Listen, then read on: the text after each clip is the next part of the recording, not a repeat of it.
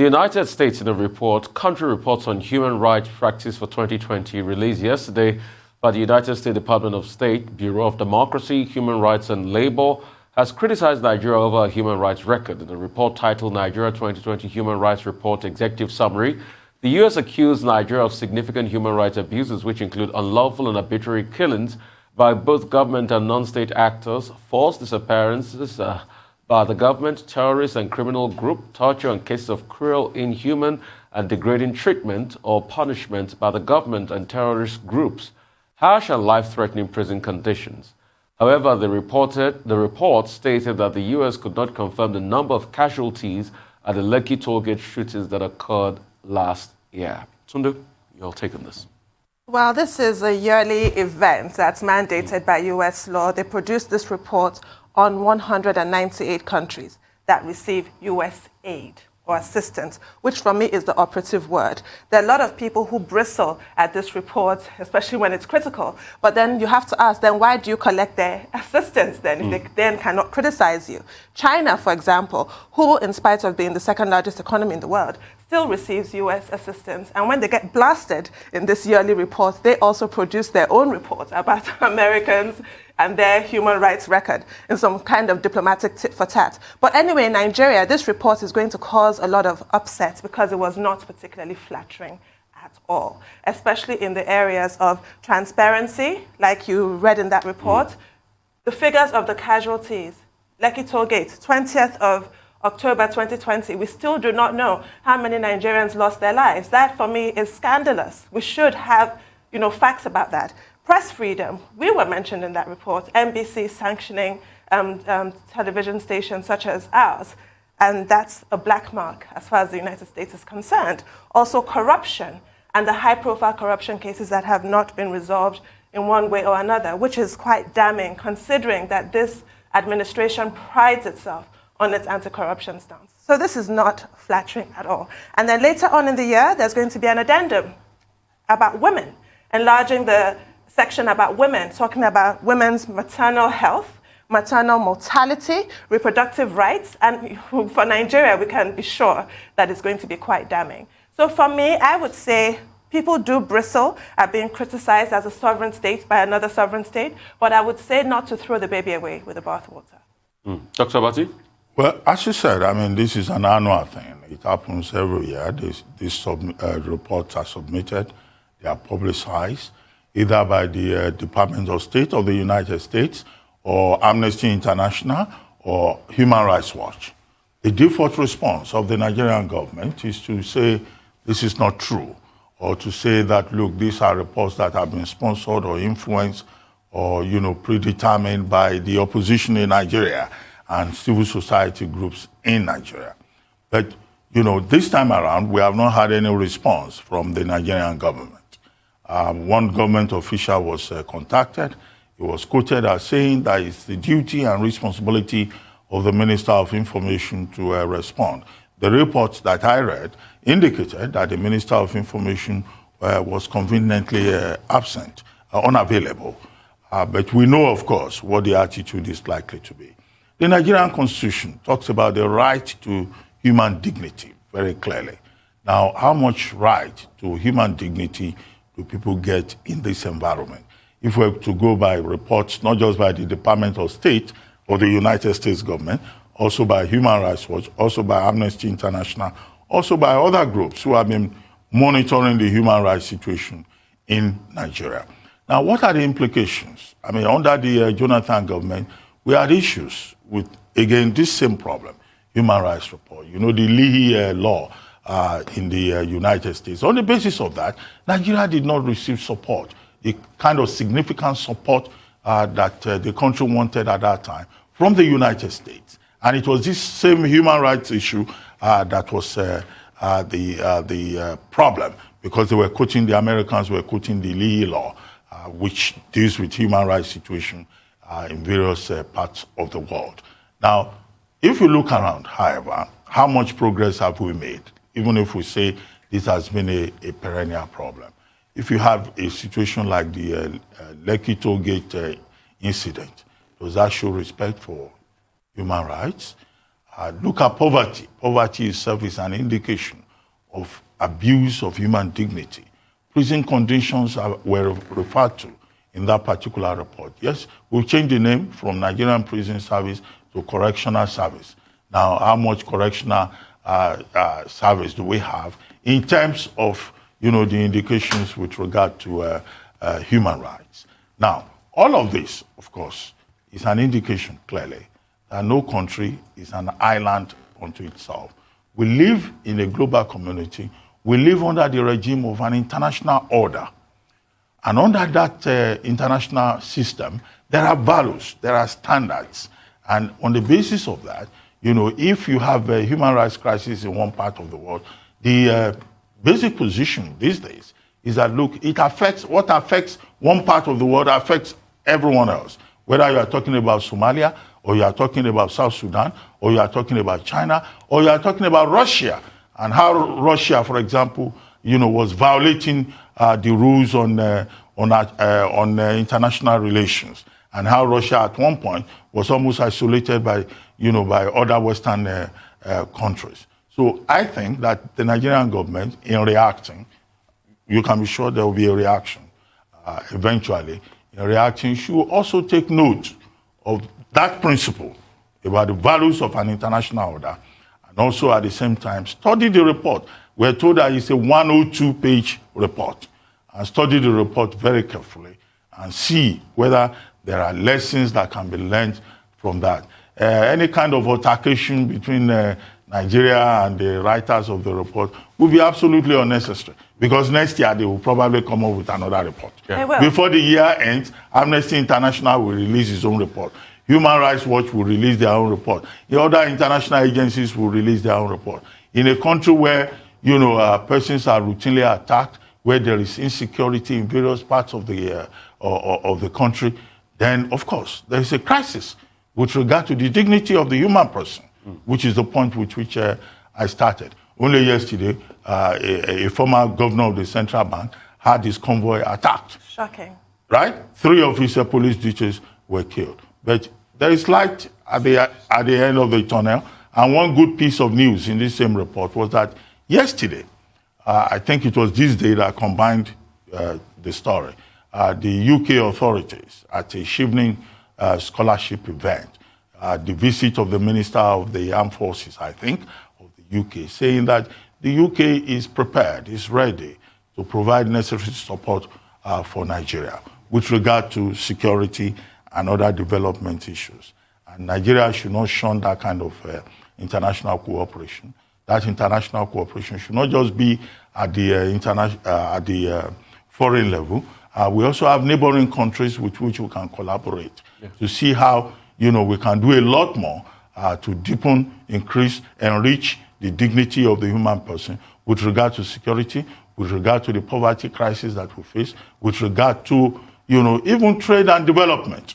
So these are the basic concrete issues that we should be focusing on, rather than people coming around and say, oh, it's the opposition that must have informed the department, and say, oh, it's some civil society groups that are behind this. That would not be the spirit, because we all know as Nigerians that indeed we have issues with human rights and the dignity of the human person. Of course we do. As always, it's safe to say that feedbacks are really some form of subsidized learning. So we should take the learnings from this report and do what is necessary to better the lot of our citizenry. Thank you guys so much. That's all on News Headline. We'll take a short break. When we return, we'll have Ruth Zadiri, Michael Wilson, Adeso Omorua, Aaron Akeriola to join us to give us updates on Africa, global business, COVID-19, and sporting activities around the globe. Stay with us.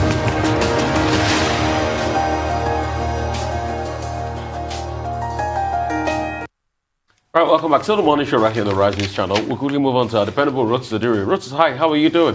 I'm fine, Rufai. Good morning to you. Good morning, Doctor. Good morning, Tundu. We kick things off with the World Bank. They've revised upwards their forecasts for sub-Saharan Africa. I believe it's between 2.5 to 3.4% GDP growth for 2021 after a forecast of a 5.1% contraction. This is based on the fact that most of these countries in sub-Saharan Africa are commodity-dependent nations. And so they've essentially seen demand for what it is that they export return to pre-pandemic levels. So, for example, oil now, which is about $63, $64 a barrel, we've seen oil prices return to pre-pandemic levels. So for a commodity-dependent nation like Nigeria, for example, or Angola, or so on and so forth, we've seen these, that's the main foundation through which they are using, their forecast is based on. But they're still saying that, look, vaccine proliferation is very essential in order for these countries to see that these forecasts are actually, come to fruition. So they essentially have to make sure they keep supporting their economies. They've got to make sure that everybody, as much of their populations receive vaccines and so on and so forth. So, again, and this is also in line with their wider forecast. The IMF forecast had a revised forecast for the United States and China and so on. So there are encouraging signs, although there's a few lockdowns here and there that have been announced. So hopefully that doesn't derail the forecast, but we'll see how things go. Basically, 2021 is looking a bit more optimistic compared to 2020. The World Trade Organization, the Director General, has called for Nigeria to embrace renewable energy. They also forecast that global trade should increase and also return to pre-pandemic levels. But specifically, Dr. Ngozi Okonjo-Iweala, she's been so busy. She was in Zurich yesterday. She's been traveling from country to another, attending different summits. So she was on a trade forecast summit, and then she also spoke to an energy summit where she was talking, I think it's a net zero emission summit, where she said that countries like Nigeria should embrace renewable energy in order not to depend so much on on fossil fuels, which is something that a lot of people have been talking about for quite a while. It's also going to diversify what we have and also assist us in boosting our trade output with respect to energy consumption, proliferation, and so on.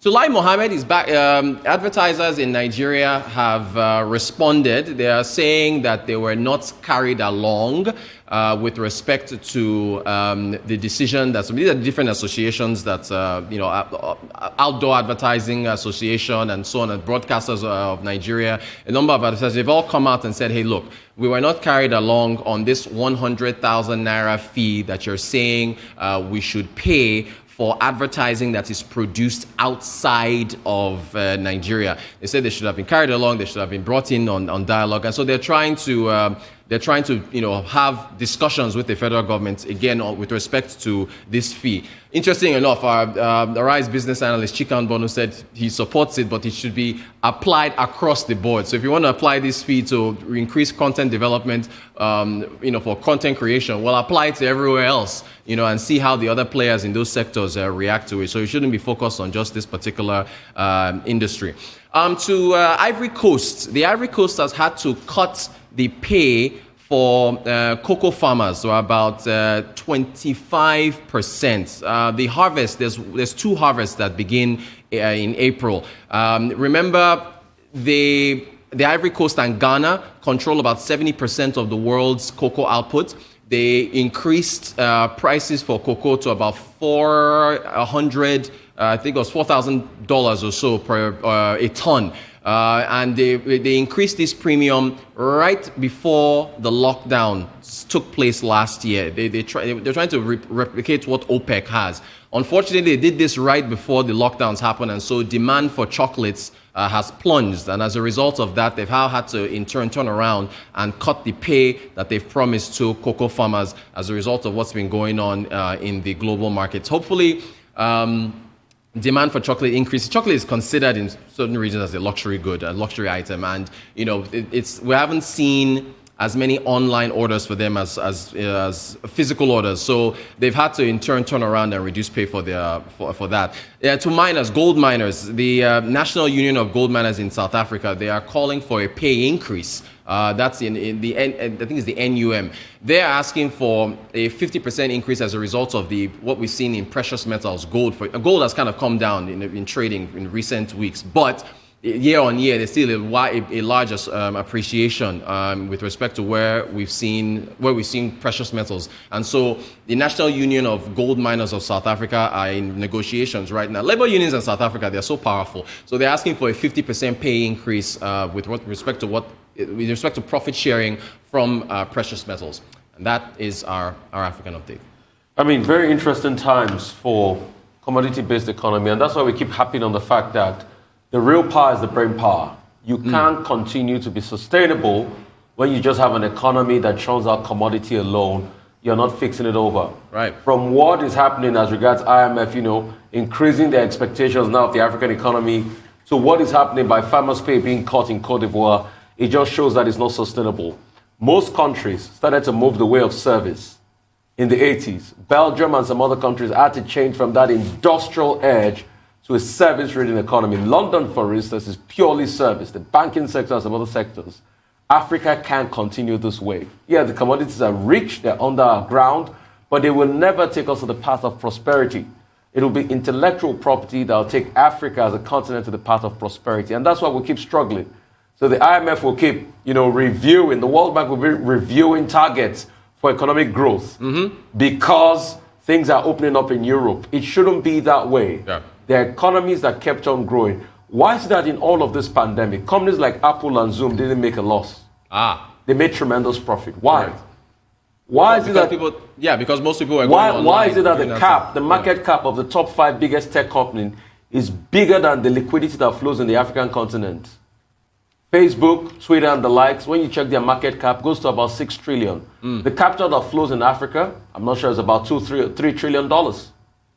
Good point. Well, very quickly, with regard to the advertisers' concern, yes, this was bound to happen. You will recall that in 2019, the federal government of Nigeria decided to review or rather amend the National Broadcasting Code.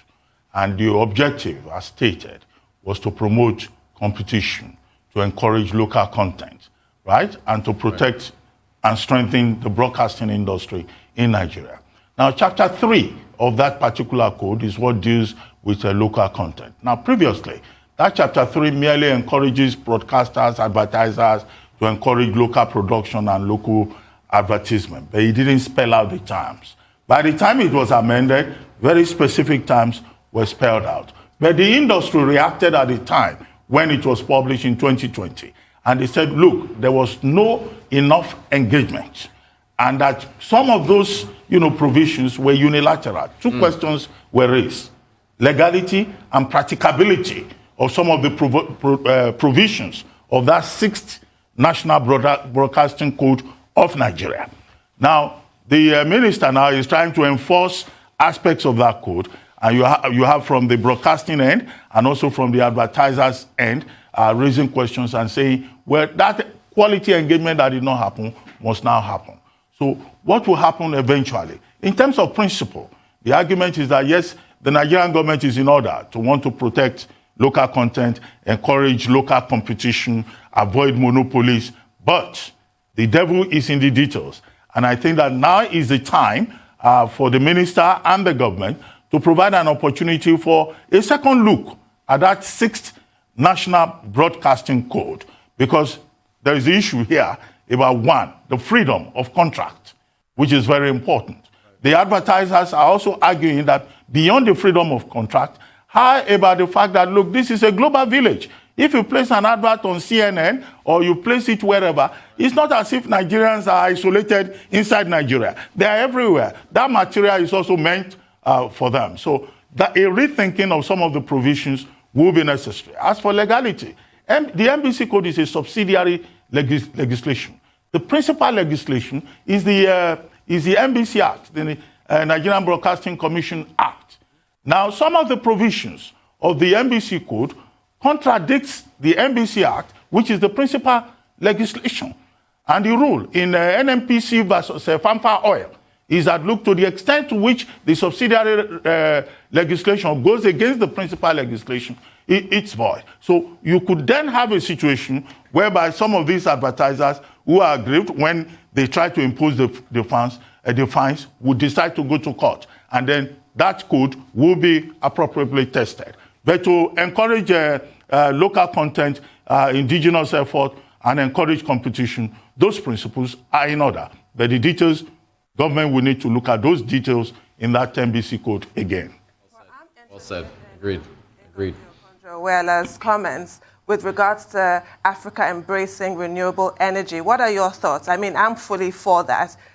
zero emissions planet, please, as soon as possible. But there's another argument that Africa is not the cause of the massive degradation that we've seen in the environment, and that we should be allowed to exploit our fossil fuels. You'll recall former Minister of Finance, Kemi Adeosun, was flying the flag for coal production and coal usage in Africa. What do you think about that? Do you think we're being unfairly penalized? Yeah, in because Africa? China is the main polluter. It's the larger economy. I think China, India, and to some extent the North America. And so Africa doesn't contribute as much to the degradation of the environment, but is being made to suffer for it with respect to the move towards renewables. That being said, Tundu, if you look at WhatsApp, look at Joe Biden's 2.3 trillion plan. I'm sure Michael Wilson will probably talk about that. We'll talk about it in the Global Business Report. Extensive amount of money that America is putting into renewables. You've got European automobile manufacturers which are cutting off petrol-fueled cars, going towards renewables. So if everybody else is going to do it, we won't have anyone to any demand for our fossil fuel output. So we might as well tag along. It's a global village, as Doctor was just saying on the advertising side. So that also applies here to where we have to quickly move to renewables in order to just keep up with everybody else. Well, if you don't go with the flow, you get dragged, don't you? Great point, Tundu, there. And Rotus, maybe we'll get the memo when we start having less of fossil fuel cars as from 2030 by some of the major producers, and they start sending us electric cars. Yeah, maybe Exactly. We'll get the memo there. Don't worry. Let's just keep joking. We'll get the memo in 2030 when Volvo and Nissan stop producing fossil fuel cars. All right. Thank you so much for your time, Rotus. Really appreciate you. Moving on to more business. Michael Wilson joins us from London. Good morning. Yes.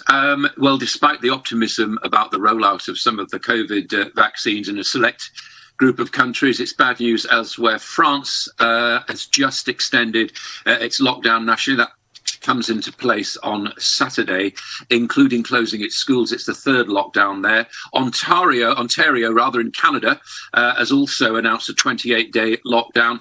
And Japan, 2 more prefectures, including the city of Osaka, are closing. Now, equity markets in Asia kind of ignored that, but the widening lockdowns are going to be bullish for tech companies, because you've just been talking about what it's been like for working from home, but it'll be most keenly felt in energy markets, and we'll talk about that a little more in a moment. Asia Pacific roundup then. Shares in Asia Pacific higher in Thursday trade. Hong Kong, the big one, rather a mysterious slowdown in companies actually reporting their results in today's trade, but that didn't help. That didn't hinder the stock market. One of the major movers as far as that area is concerned. Nikkei up slightly. Just moving on to China, and their private manufacturing PMI eased very, very slightly, lowest since April 2020. Sort of putting a few jitters through the markets there, but by contrast, South Korea, Indonesia, Japan, Malaysia, and Vietnam manufacturing PMIs much higher than expected, and also an industrial production figure from Japan, their usual Tankan reports, large manufacturing report. Outperformed today.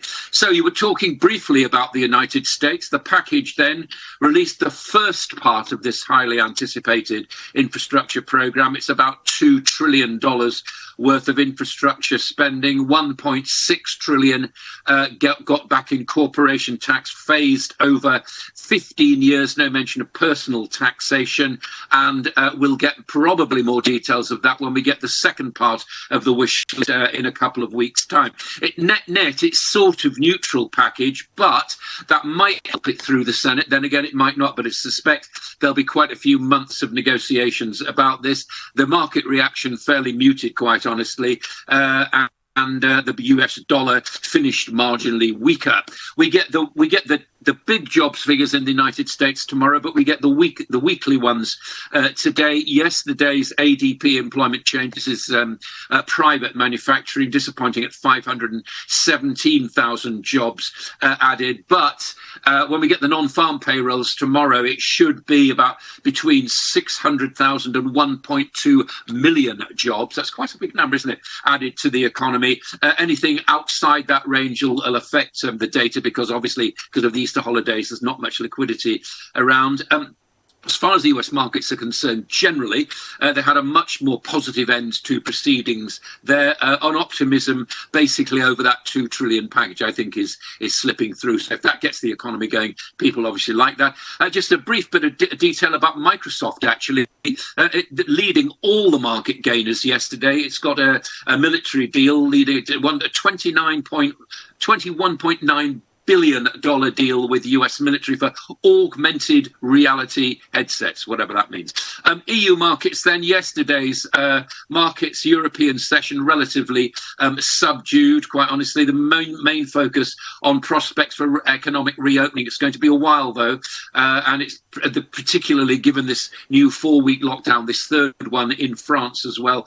The main concern is that Emmanuel Macron might have acted too late, and there's so much vaccination skepticism across the country, particularly with regard to the Astra Oxford jab, then things will get very slow there.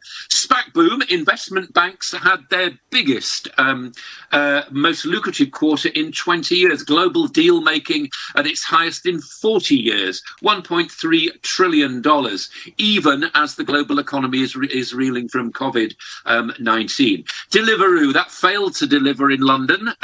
Worst IPO in London's history, people are calling it then. A lot of fund managers, as I was telling you, have shunned it because of the uncertainty about how much the actual delivery bicyclists will actually learn and, of course, earn. And it also it places a big doubt, I think, over attracting other high income, high growth companies to launch, to list in London.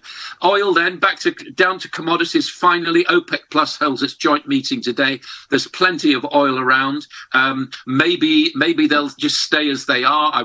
Doctor was asking me yesterday about it. I felt that they would be aiming for that sweet range between 60 and 70, but spot prices suggest there's plenty of oil around for prompt delivery.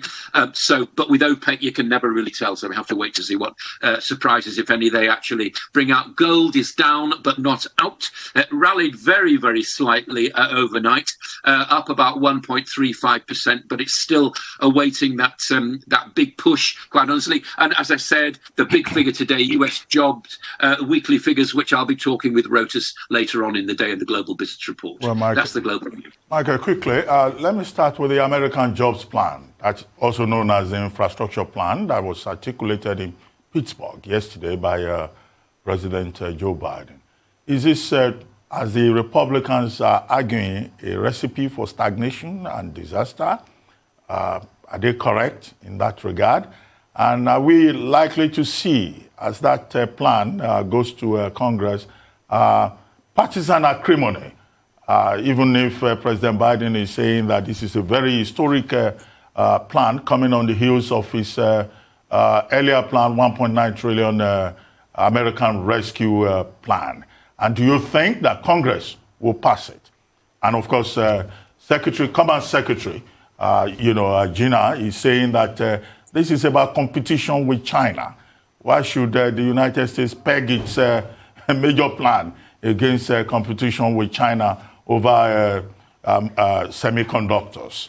And very quickly, in Hong Kong this morning, over 50 companies were suspended from trading in the market because they failed to file their returns as at the deadline yesterday. How significant is that, or it doesn't really matter? Well, first of all, Hong Kong, I don't know the detail of that. I saw that story in the same way that you did. And why those companies did not report, I just do not know. I think we'll get more detail about that. It's not very good. I mean, the market itself rallied, but to have companies not reporting, I think is pretty serious, and such a large swathe of them as well. It might just be down to a technical glitch, but I think we'll probably get more details of that as the day progresses. I certainly hope so. I want to talk about that with Reuters later on.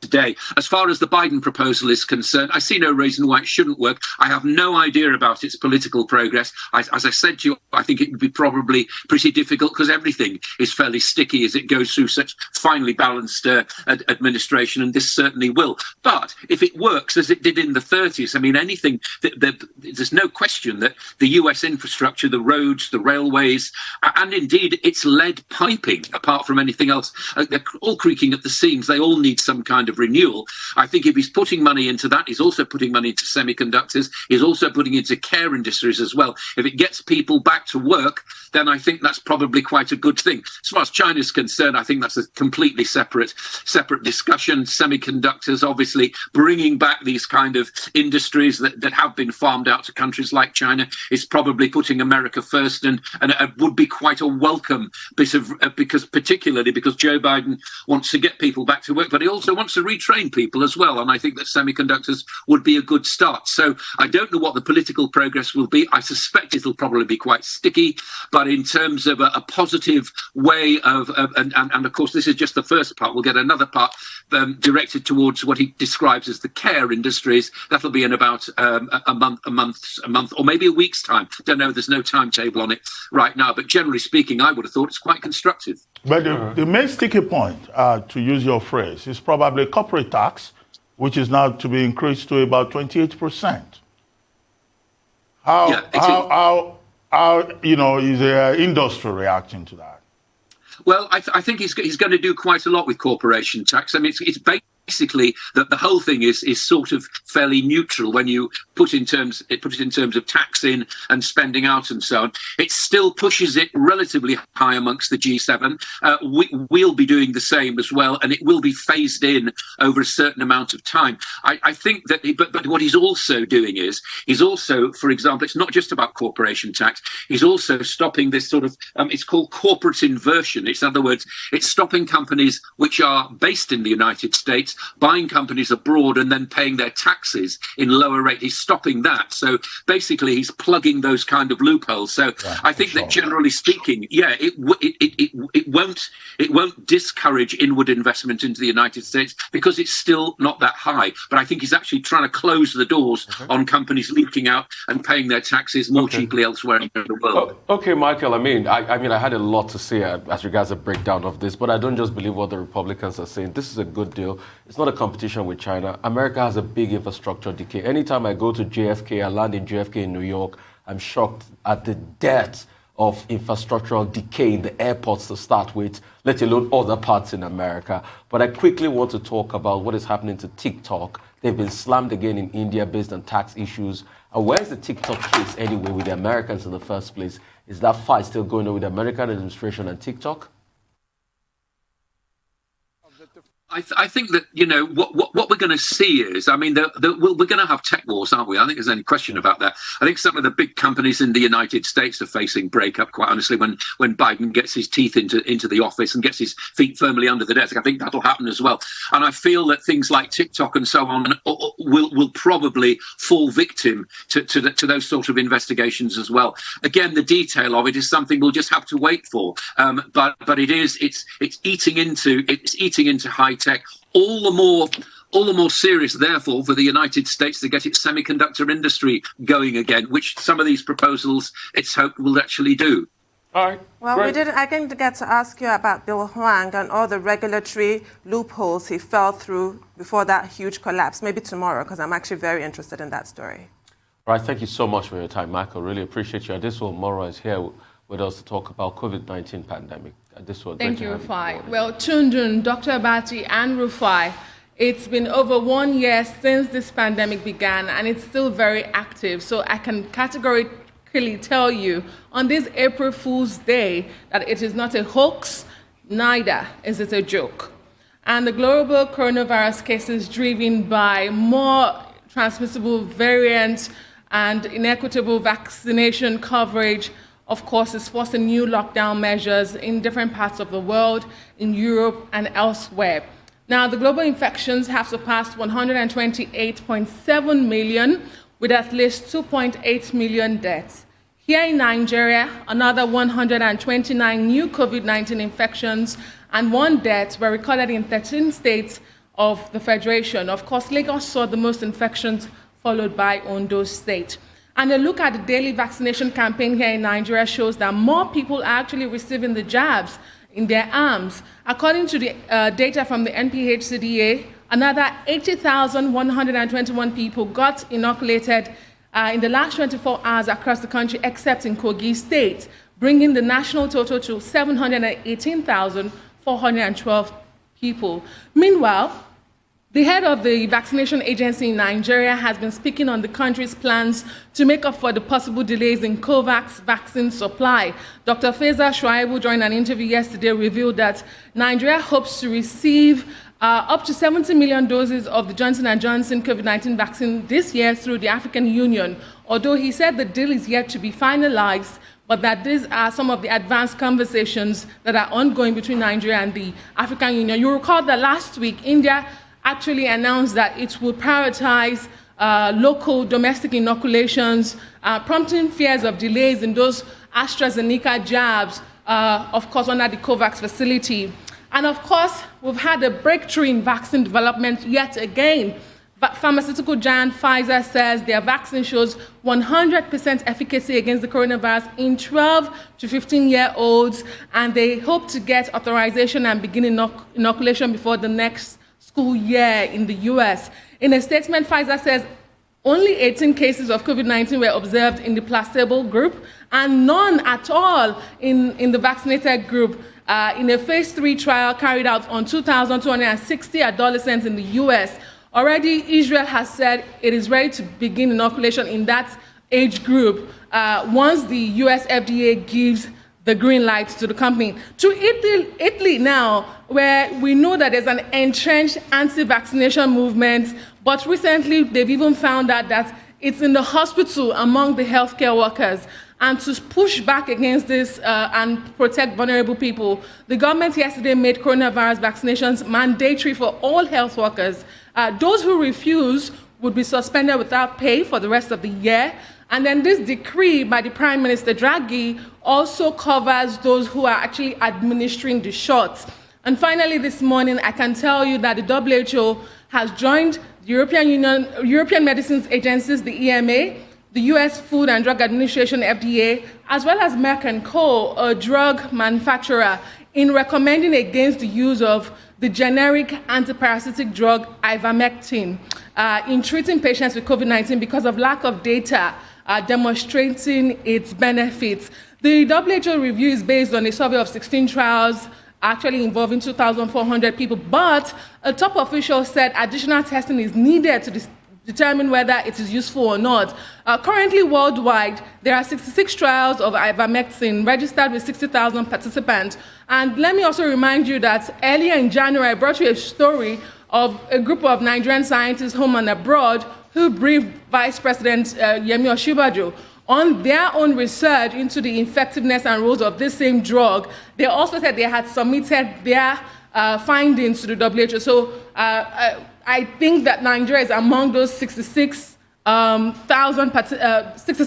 beg your pardon, globally at the moment. But in the meantime, I think the message is that we should err on the side of caution and desist from using this drug.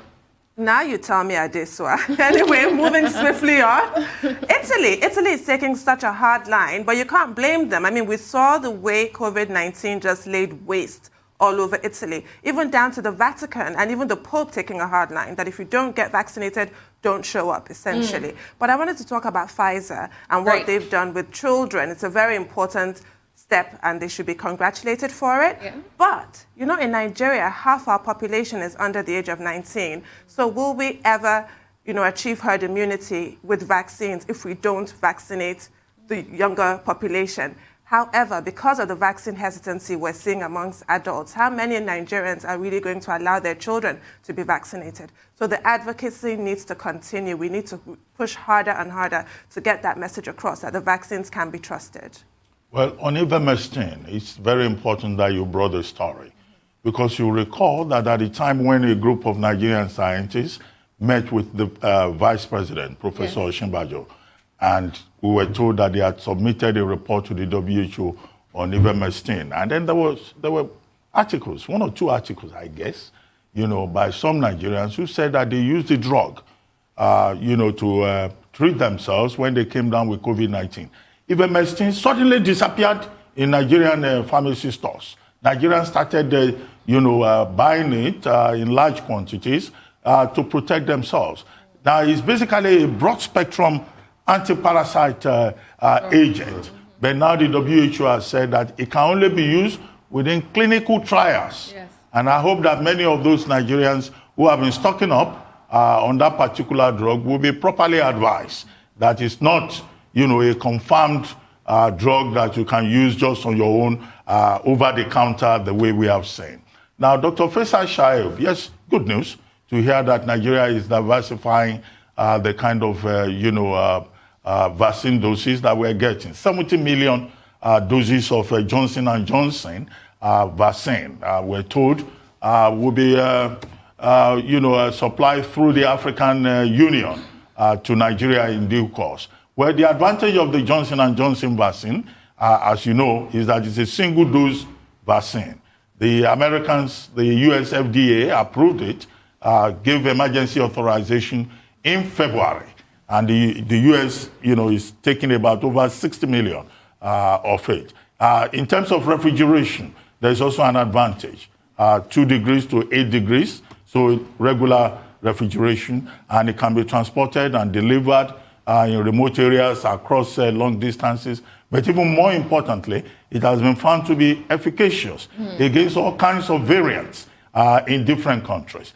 When South Africa decided to turn away from the AstraZeneca vaccine, they took the Johnson & Johnson vaccine. And since then, they've not had any cause to complain. But the fact that it's even single dose and it can be easily stored, that will give us a great advantage in Nigeria, in a country where storage is an issue. There is one cold storage chain facility in Kogi up to now, more than 1 week since we've been talking about it. No improvement. I don't know whether you have any information, whether there is any progress in Kogi State. But of course, one jab, and many Nigerians, I know people who have taken the vaccine already, and they are saying, oh, they don't need the second one. And, and I tell them, no, that's not what the science says. Yes. Can you look at your certificate? What? So maybe if we have the Johnson & Johnson, that would be easier to encourage people more. But the more important point made by Dr. Shaibu is that Nigeria is not talking about Johnson & Johnson vaccine out of a rejection of the AstraZeneca vaccine. And that here in Nigeria, there have been no reported side effects with regard to the AstraZeneca vaccine. Yeah. And the truth has to be said about the AstraZeneca vaccine. There's also a very good protocol that I like, because I took the AstraZeneca vaccine myself, that if you have anything untoward, then there's a reporting channel where you can report to, and they take all the Med Safety app. Yeah, apart from even the Med Safety app, there are surveillance officers that are constantly in talks with you, that were in talks with me, after taking the vaccine. But I want to talk about AstraZeneca. Something came out of Germany the other day. Yes. And they were talking about unusual blood clots in the brain, which was a call for account. When I looked at that report very vividly, those numbers are highly, very negligible, 0.0011 in the end, for the sample size that was surveyed. But it's not to say that we cannot still look at what might be the causative agent of those rare blood clots, because CSVT is blood clots in the brain, cerebral cyanosis blood clots, are things we should look at really very strongly.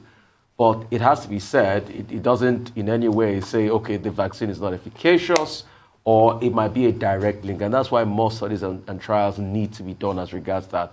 But people actually just blacklisting the AstraZeneca vaccine, it's something we should be very careful of. And secondly, we should be careful. I mean, Nigerians are fond of taking a lot of drugs as prophylaxis. We should be careful as regards the things we take as prophylaxis for COVID. As we speak now, there is nothing for prophylaxis for COVID. Even the ivermectin, a lot of people have been talking about, it can be taken as prophylaxis for COVID. Because like Dr. Batidit said rightly, a lot of this, you can hardly find ivermectin in shops any longer. They've snapped it up. And people are beginning to take it as prophylaxis for COVID, which is the shocking part. And let's not forget that this is an antiparasitic. It's got its own mode of action. It's got its own after effect on the body too. So let's also look at the literature properly for these drugs and when we take them. But thank you so much for your time at this point.